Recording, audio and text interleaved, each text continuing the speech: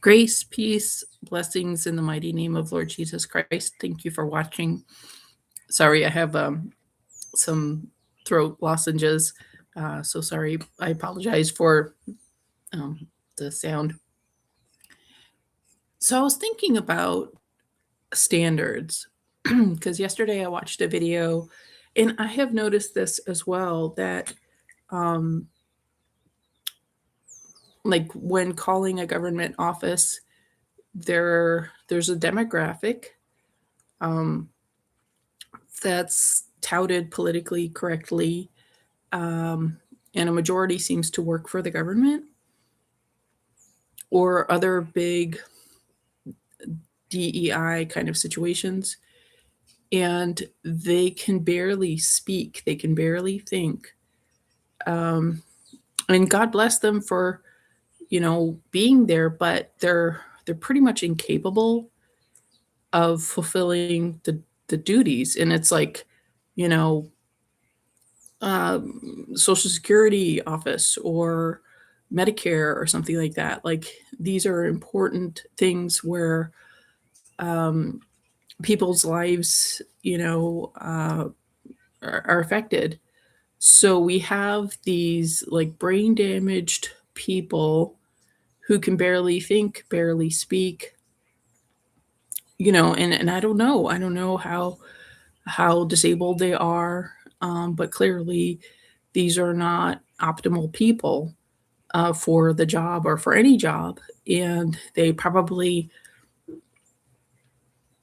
you know, um, like this is not the job for them. And I don't know if they could do a job, really, you know, and it's probably some relative that got them the job. I'm thinking, because this is not merit. These people are not fulfilling the basic expectations of the job, the basic expectations of an employee, of being able to think and string together a complete sentence.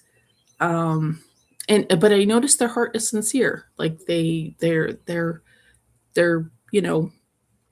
they're not trying to be a jerk, actually, which is rare. Because when you try to call the telephone company or something, uh, you know, then it's a nightmare. And so, sorry, pardon me.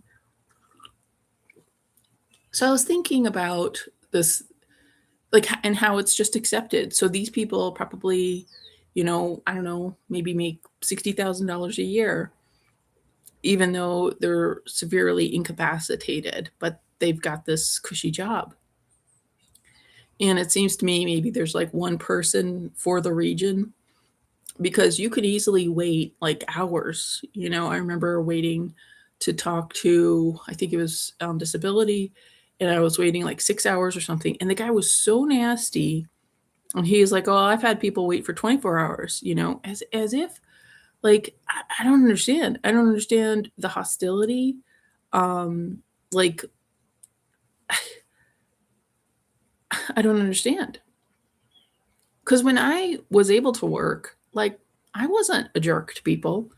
I wasn't like antagonistic. I was having a hard time being at work, but I didn't obstruct people's,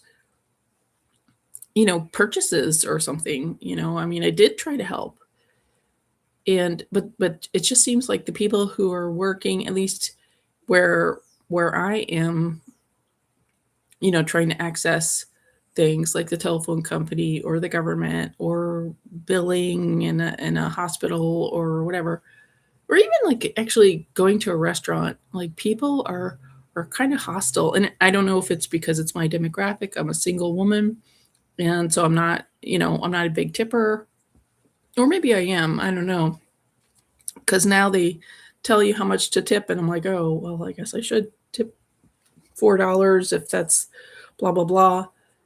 So I feel like I'm being scammed. It's like the gringo tax, that I hear about happening in other countries, but it happens here. Like, I went to Goodwill, and they don't have change. And they also don't have bags. So you're there trying to pack your purchases, And they said, "Do you want to donate?" Blah blah blah. I'm like, "No, I don't want to donate." And the lady was like, "Well, I don't have change. I don't have like pennies."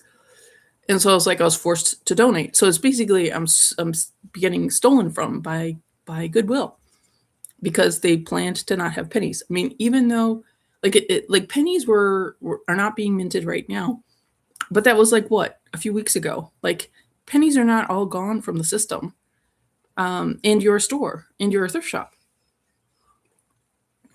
Yet places assume that they own our bank account, uh, and Goodwill is always like, and we're helping people. I don't believe that to be the case. Um, but anyways, back to standards. So so a certain demographic, of this color, of this square thing behind me, that's been demonized, and anything that is of a high standard has been demonized. Yet, um, those who are demonizing it want to be around it, wants to be around this, but they want to kick us in the teeth, blame and shame it. And that's what I got all my life when I was in elementary school and high school and college, that it was this that was the problem of civilization. It was this that troubled people, that harmed people, especially Christians.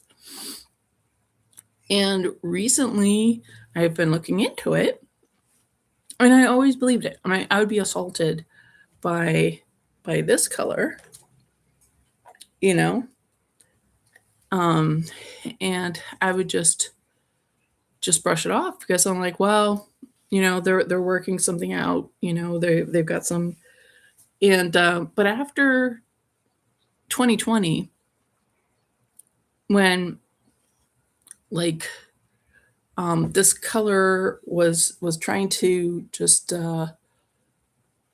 like they it was a free for all. It was like, what kind of harm can I cause um, this demographic, the squares, and but the thing is, this demographic wants the benefits that this demographic gives. They want the stability, they want the morality, they want the technology, the entertainment, and but you can't, the bridges, the structurally sound buildings and houses and infrastructure, and you can't have um, electricity or a bridge built on virtue signaling, DEI. And we see, like in China, buildings made like with styrofoam, and because people are stealing money from the building project, and we see, like in Africa, the Black Africans set up a bank, and it was looted shortly afterwards. We see Black Americans starting their own separatist community, and it just looks like a wasteland. It's a disaster. And so, we've been hearing that just the sheer existence of whites is racist, like that it's bad for humanity. But the thing is, um, what I realize, of course, we know that, I think was it Trotsky that made up this term, that developed this concept that's been used to demonize Europeans and white Aboriginals, white nationals, white indigenous people, white natives, and but the thing is, it actually is accurate because it is these that I just described that have high standards. And the reason why is because we operate on like we're just inherently, and I'm not saying that all are, because I've met terrible Christians that have been abusive and they're in my family, or actually step parents, but also in my family, like bloodline. So, of course, white people are fallible, white Christians are fallible. But even so, it seems it's just demonstrated. Just look around at Western civilization, look around at Christendom, that there's quality that happens. Just when, like in South Africa, when the Boers set things up, like they created infrastructure.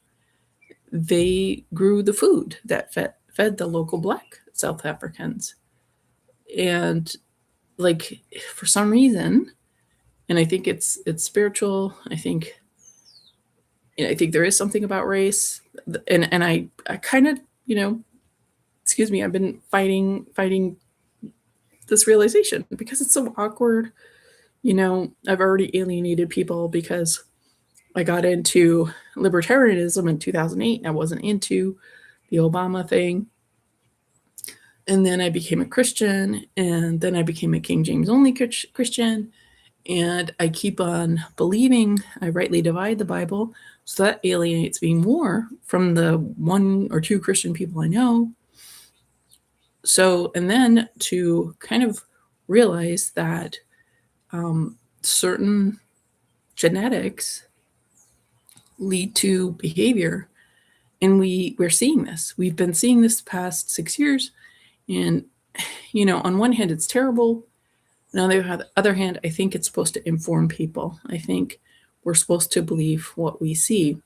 And, like, I'm not going to, like, there's dogs who were totally peaceful that kill their owner. And I see it on the news all the time. The dogs kill the owner, the dogs kill the family member, the dogs kill the baby. But like either they were problem dogs, or it's a pack of dogs, or it was just this thing that happens. Now, when I was growing up, when I was a little girl, 53 years ago or whatever, my mom would say, no matter if it's a golden retriever, you just can't leave a baby alone with a dog. You just can't assume. So people who had dogs, American hillbillies knew that just a wild animal not a wild animal, but an animal in your home is just, it is a loose cannon, or it's a liability, and you have to watch. And so I think that applies to these demographics that we have in the USA. And it's like they want the benefits of what white Christians bring, but they want to kick you in the teeth and disrespect you and put you down and harm you. And somehow, like, I don't know. And you're supposed to like it, and you're supposed to agree. And unfortunately, so many liberals agree. And I think some rhinos too. It's very bizarre. Like, it seems to me liberals and rhinos, the fake conservatives, will support illegals, because they want that slave labor that illegals bring, whether as a maid or in construction, because these rhinos have, building projects and stuff like that. And they don't want to pay their fellow American a living wage. They want the slave labor. And the thing is, these rhinos claim to be patriots. They claim to be Christian. And they're gonna face God, I think, at the white throne judgment. I don't think they're gonna even make it to heaven, because they've betrayed their country. They've betrayed their fellow countrymen by hiring illegals, making a career out of it, making a profit out of it at the expense of their fellow Americans.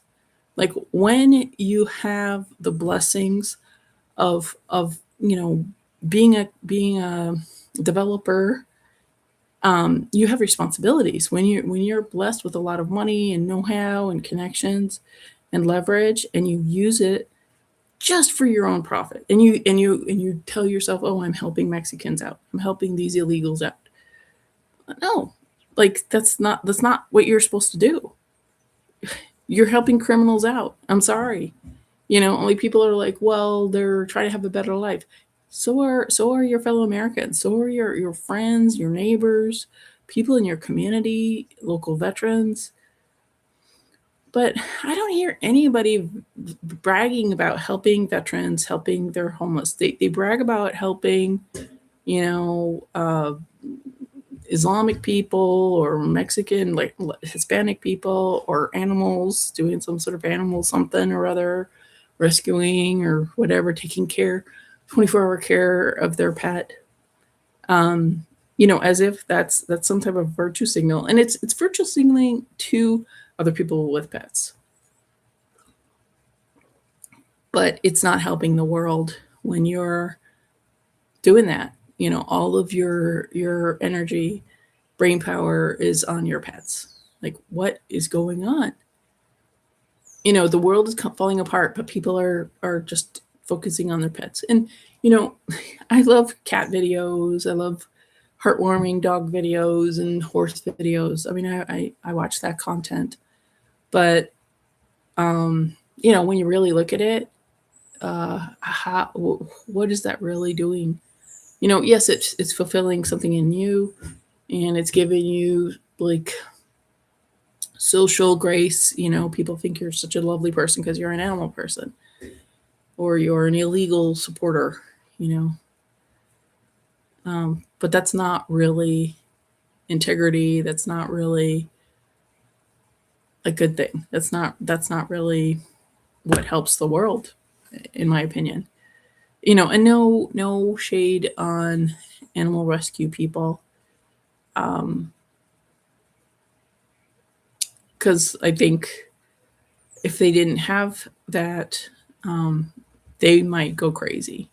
And if people need to devote everything to their pets because they're going to go crazy otherwise, okay, that's okay. But to make it as some sort of superiority or you know status thing, that's a problem to me. Like, I think, I respect the garbage men. I respect the people who are working at the gas station and the grocery store, because they have the worst job. They have the hardest job and the least compensated, for what they have to do.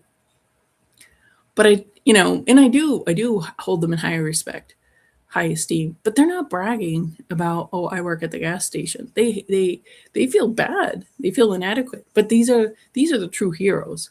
Like when we had the lockdowns and stuff like that, at first I was duped by the whole scamdemic and stuff, but and then you like the so-called nurses are dancing, like that is so psychopathic. But we had people who got up and who didn't know what was going on, but they still went to their jobs, and made it possible for us to buy groceries and stuff like that. Like, God bless those people. The real frontline heroes were the gas station attendants and the grocery store clerks, and the people who kept things running, kept our electricity running and our water and other things. Like, God bless them, because we didn't know we were not prepared for this nonsense that happened. So yeah, so I really am not, I kind of despise people who brag about all the animals they help, or all the protests they do for places in the Middle East, in either place. I'm just like, yeah, and what about here? Like donating money to anti-police organizations that destroy your own cities. I mean, cities allowed their, like, mayors allowed their cities to burn because of the anti-police movement, because those cities expected federal funding. They were just like, oh, we'll just let it burn it down. Maybe we'll make it into a 15-minute city. We're going to get a whole bunch of funding, for our new surveillance state. So it was just a plan. It was just like, yeah, throw everything away. Who cares about the small businesses of independent black owners, the small businesses like the dollar stores that the local black people shopped at? That was burned down. But nobody in that anti-police movement cares. Even black people died in Chaz, the BLM compound in Portland, Oregon. Nobody talks about the rapes that happened there. And because police weren't allowed, it was a total degenerate, dangerous place. But nobody talks about that, you know. So anyway, I realized that having standards, high standards, it does depend on what race you're in. Like high standards are generally, like, if you were to guess who has the high standards, and high standards in terms of morality, um, in terms of humanity, because yeah, you could say, well, Asians are great at math. Yeah, but how's their human record? About like slavery and whatnot, freedom of speech. So, and I love Asian people. I love Asian countries. I think they're a blessing. But it just there's issues. Um, so so yeah, I think high standards are racist, and generally, if a white person has not been brought up in a satanic, Freemasonic, occult, psychologically abusive family and culture and community. And it seems like there's a lot of those now. Like, I know that there was Freemasons, of course, for hundreds of years and stuff everywhere. But I think, like, in order for Freemasons to even be able to draw people, they had to pretend to have morality. Because if the beginners, because the beginners are like, oh, these guys believe in, it's a boys club and they believe in God, so sure, like, people were innocent, they had no idea the evil that they were being funneled into. And it's just like, any kind of business enterprise, they start you off with a good deal, but it's too good to be true. And but the thing is, then the business is like, well, your website is dependent on me, or your telephone is dependent on me, so we're going to jerk you around, overcharge you, do all sorts of sketchy things. We're not going to be there when you're trying to figure out a problem. We're not going to legitimately deliver, and we've just got you blackmailed, beholden to us, because we're your telephone company or whatever. And that's what the Freemasons were. And then they, got into blackmailing and, of course, brainwashing. Like, some people are like, oh, well, I guess Satan's not so bad because blah, blah, blah. So, but anyways, those who managed to steer clear of the satanic stuff, whose grandparents didn't dedicate them, because that's what happens in the Freemasons dedicate their offspring to Satan. So unfortunately, these offspring have to, you know, end that. Like, they have to be like, I belong to Jesus now. Lord Jesus Christ rejects the satanic hold on me. Excuse me. So you have to clear any, like, ancient stuff. So excuse me. So anyways, so I think to call high standards racist, like, that people should do their job, um that's a high standard. And to call it racist, and for racism to be, like, for a high standard to be white, I think is accurate, because white people do deliver. And I think that when there are certain companies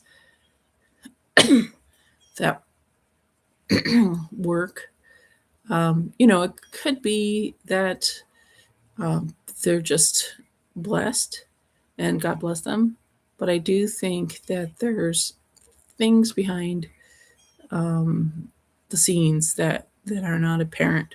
Of course, we know that Satanists subsidize the big names on YouTube, and I don't understand how the big names are so popular, because I don't find them very interesting, and I find their faces, like Mr. Beast, of course, somebody with the name Beast in the as known de guerre, like, I mean, that tells you he's satanic. The Beast is Satan. But like their faces always look a little weird to me. so so anyway, when you have high standards, um, and they call it racist, technically, I think they're right. So what do you guys think? And it's not a bad thing. High standards are a good thing. So if high standards are indicative of the white race, that's correct. And it's not a bad thing. So anyway, thanks for watching. God bless.